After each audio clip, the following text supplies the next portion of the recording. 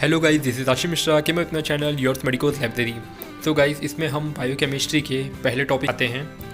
तो पहला टॉपिक है इंट्रोडक्शन टू मेटाबॉलिज्म। तो इसमें हमें बहुत बेसिक इसको मैं समझाने की कोशिश करूँगा।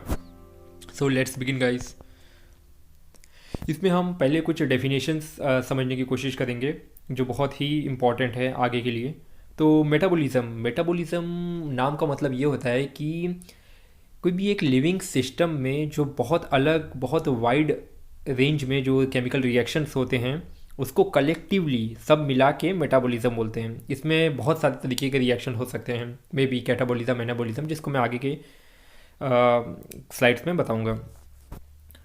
अब दूसरा आता है मेटाबॉलिक पाथवे। पाथवे से पता चलता है कि ये एक सीरीज़ है, ये एक चेन है, जो रिएक्शन की एक चेन है जो बताती है कि कैसे रिएक्टेंट से प्रोडक्ट बनता है with the help of enzymes. तो ये बताई है। अब आता है मेटाबोलाइट का मतलब क्या होता है? हम जब रिएक्टेंट लेते हैं उससे कुछ इंटरमीडिएट बनता है, उसके बाद उसका प्रोडक्ट बनता है। तो ये जो रिएक्टेंट या सबस्ट्रेट है या जो इंटरमीडिएट है और प्रोडक्ट है, ये तीनों को हम मेटाबोलाइट बोलते हैं मेटाबॉलिज्म रिएक्शन में।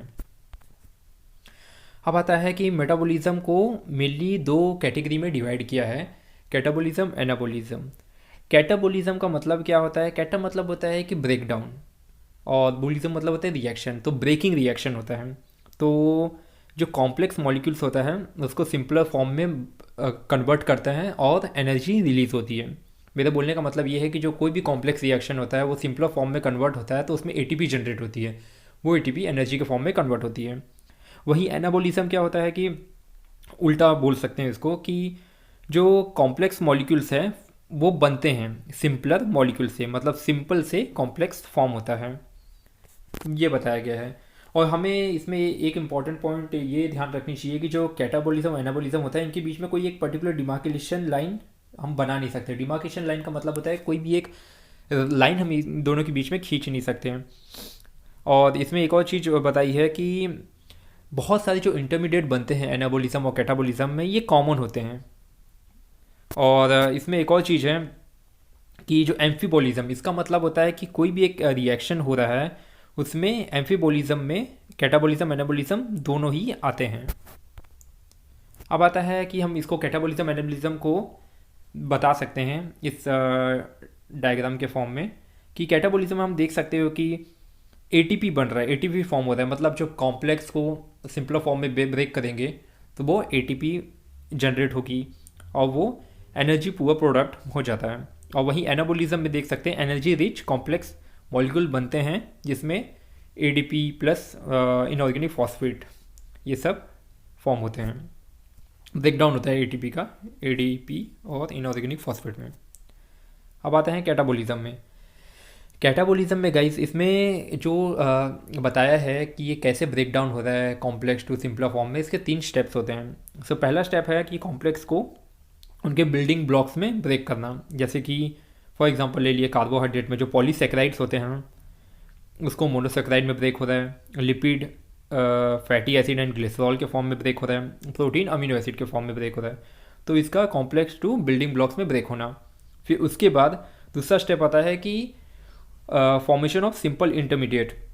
इसके इंटरमीडिएट बनते हैं, मतलब कि पायरुवेट और एसिटाइल कोएंजाइम बनना from the monosaccharide, from the fatty acid glycerol और फ्रॉम द अमीनो एसिड से पायरुवेट और एसिटाइल कोएंजाइम बनते हैं। और इंटरमीडिएट हमेशा ये कंफर्म नहीं बताते हैं कि जो इंटरमीडिएट बना है वो कार्बोहाइड्रेट से ही बना है, लिपिड से ही बना है या प्रोटीन से बना है, क्योंकि इंटरमीडिएट कॉमन होते हैं ये सब के लिए। तो ये आइडेंटिफाई नहीं करते हैं कि कौन कहाँ से ये इंटरमीडिएट बना है। और इसमें स्टेज 2 में थोड़ी एनर्जी बनती है, कैप्चर होती है इन एटीपी फॉर्म में। अब आते हैं फाइनल स्टेज में। इसमें क्या होता है कि जो एसिटाइल कोएंजाइम है उसका ऑक्सीडेशन होता है। तो ये कम्प्लीटली ऑक्सीडाइज होकर CO2 बनाता है और एनर्जी लिबरेट करता है, एनर्जी निकालता है NADH और FADH के फॉर्म में, डेट विच कन्वर्टेड इनटू ATP फॉर्म में। तो ये आप डायग्राम में देख सकते हैं कि पहला स्टेप था कि जो कॉम्प्लेक्स है वो बिल्डिंग ब्लॉक में कन्वर्ट हो रहा है मोनोसेक्राइड में। फिर सेकंड स्टेप है इंटरमीडिएट में कन्वर्ट हो रहा है एसिटाइल कोएंजाइम में।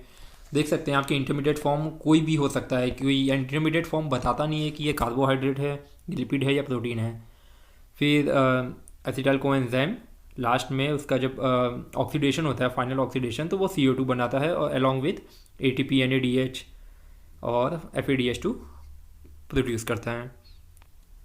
अब आते हैं एनाबोलिज्म में। एनाबोलिज्म में इसमें ऐसा कुछ खास बताया नहीं है, बस इतना ही बताया है कि जो स्टार्टिंग मटेरियल होता है जो कॉम्प्लेक्स मॉलिक्यूल बनाने के लिए बहुत कम होते हैं, जैसे कि पायरुवेट, एसिटाइल कोएंजाइम, और कुछ इंटरमीडिएट होते हैं जो साइट्रिक एसिड साइकिल, इसको मैं आगे बताऊंगा साइट्रिक एसिड साइकिल और TCA साइकिल को।